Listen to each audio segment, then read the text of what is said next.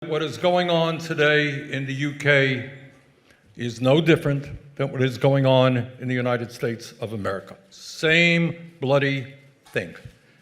And that is what you are seeing is people on the top, people who are phenomenally rich are becoming richer.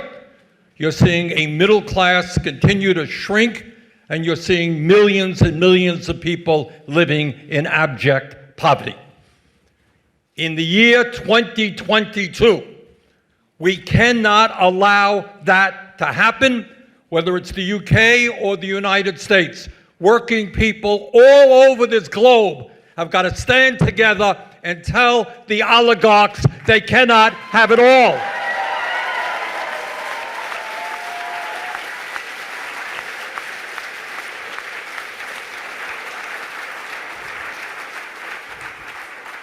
Now, let me tell you, I'm not all that familiar with the politics or the economics or the trade union movement here, but I do know something about what is going on in the United States.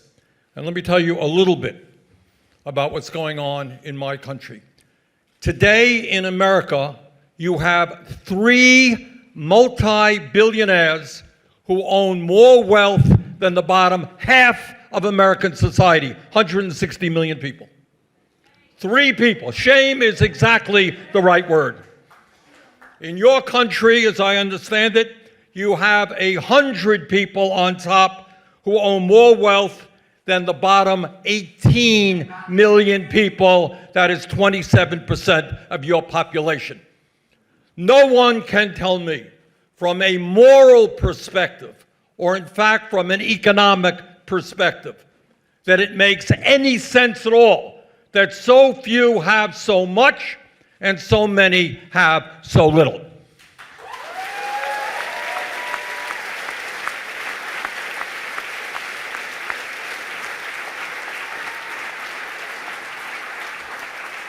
In the United States, and I'm sure here in the UK and around the world, we deal with serious problems of addiction. We have drug addiction, and alcohol addiction, and tobacco addiction, and so forth and so on. But there is another addiction that the corporate media does not talk about, and that is the horrific addiction of greed.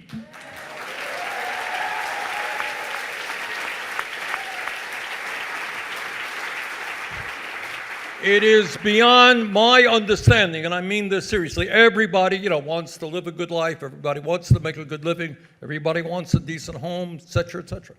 But it is hard for me to really understand how you have people who are worth tens and tens of billions of dollars and who every day are fighting hard to crush the working class so they can have a few billion more. Shame on them.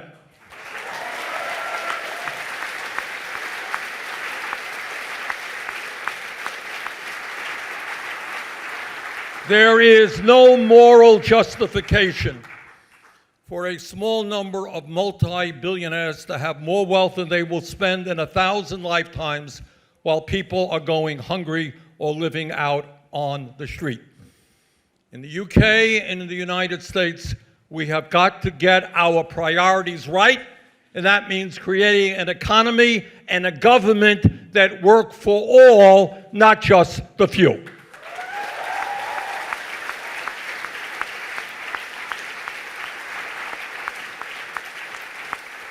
And it's not only inequality in wealth and income, it is a growing concentration of ownership. Again, the corporate media doesn't talk about this terribly much.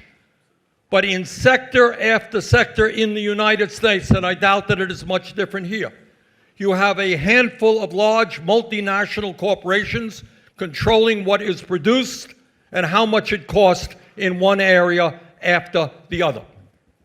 And right now, there are 3 firms on Wall Street, BlackRock, State Street, and Vanguard, who have and control assets of $20 trillion. 3 companies, that is the GDP of the United States of America. And these 3 companies are major stockholders in 95% of the Standard & Poor's 500 corporation list. So what you are looking at globally is a small number of billionaires who have enormous power over the economic life of the people and the political life of the people. And our challenge is to bring people together, to stand up to the demagogues who want to divide us up by the color of our skin or where we were born or our sexual orientation or whatever. Bring working people together in the fight for justice and a world that belongs to all of us, not just the people on top.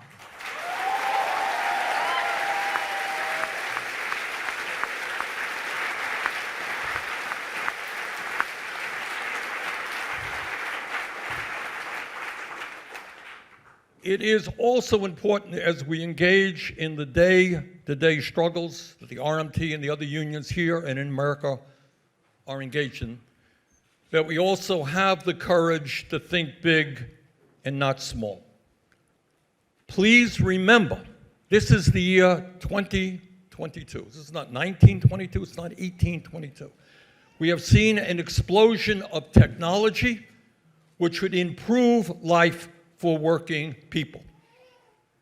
And yet what we are seeing, despite all of the increase in productivity, is working people seeing in many cases a decline in their standard of living. In my country, in almost the last 50 years, despite a huge explosion of technology where every single worker is far more productive than he or she used to be, what you are seeing today is real inflation accounted for wages are lower today than they were almost 50 years ago.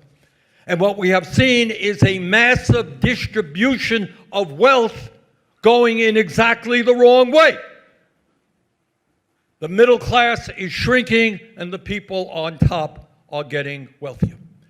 Our job is to take on these oligarchs, and our job is to imagine a world of justice. It is not radical. It is not radical to say that every worker in the UK and in the United States is entitled to a decent standard of living. That's not a radical idea.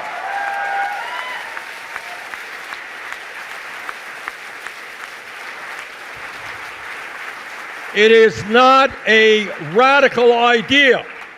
It is not a radical idea to say that not only should children not be going hungry, that we should have the best schools imaginable, that every young person in this country, in my country, who has the desire to get a higher education should be able to do that regardless of the income of his or her family. Not a radical idea.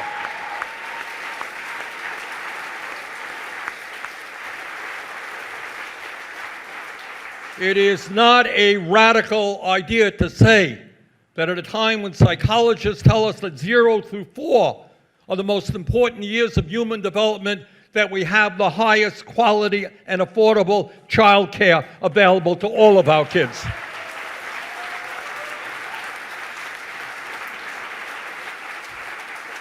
In my country right now, as I speak to you, close to 600,000 people are homeless, sleeping out on the streets of America. 18 million households are spending at least half of their income for housing. It is not a radical idea to say that everybody in this country and in my country is entitled to good, quality, affordable housing.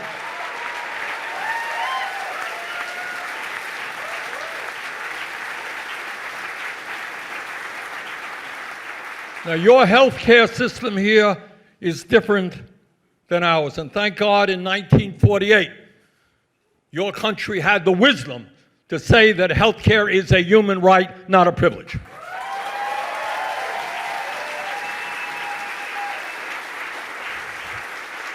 And I understand the pressure and the privatization going on now in the NHS. But you are ahead of us because we, today, have some 70 million Americans who are uninsured or underinsured. And if you can believe it, in my country, the wealthiest country on earth, some 60,000 people a year die because they can't get to a doctor when they need to get a doctor. They can't afford the outrageous cost of prescription drugs because we remain the only country on earth that doesn't negotiate prescription drug prices with the incredibly greedy pharmaceutical industry. So that is where we are today. We are living in a time when we are seeing extraordinary wealth being produced, but it is going to a handful of people. We are living at a time when we are seeing increased pain and suffering for working families, and certainly this inflation that you and we are going through is making a bad situation worse. Our job right now, internationally, is to stand together.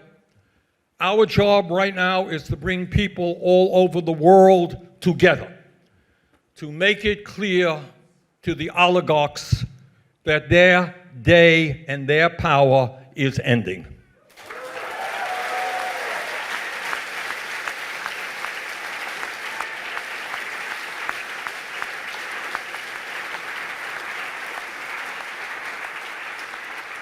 So brothers and sisters, I really do want to applaud the RMT and the other unions who are now standing up. I want to tell you that in the United States, we are now seeing more trade union organizing efforts than we have seen in a very long time.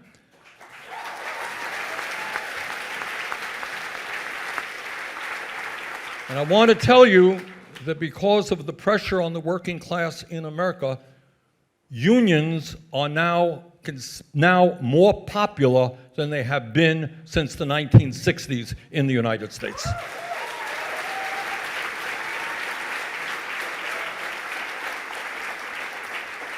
So in America now, we are trying to grow the trade union movement. We're trying to combine trade unionists with the progressive movement to create an economic and political force of real power. And I'm happy to tell you we are making real success. We have more strong progressives in the U.S. House of Representatives than we have had in a very, very long time.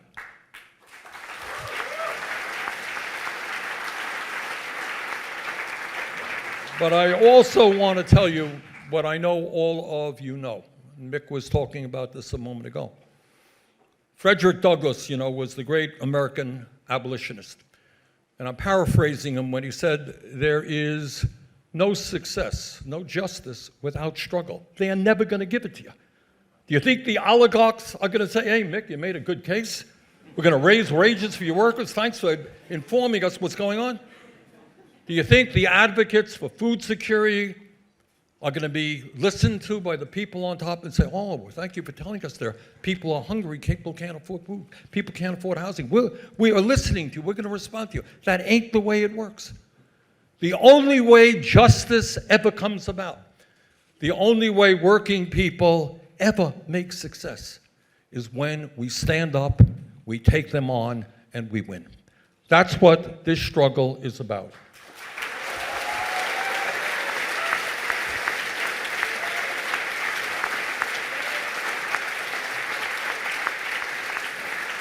So, once again, Mick and trade unionists and friends, it is an honor. It is a sincere honor for me to be here. My family is here as well, and we so much appreciate what you are doing. Let me tell you something. What you are doing is being noticed in the United States and around the world.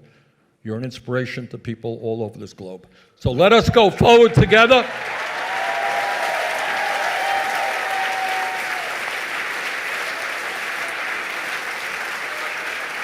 Let us go forward together. Let's keep our eyes on the prize. Let's take on corporate greed. Let's transform the world's economy. Thank you very much.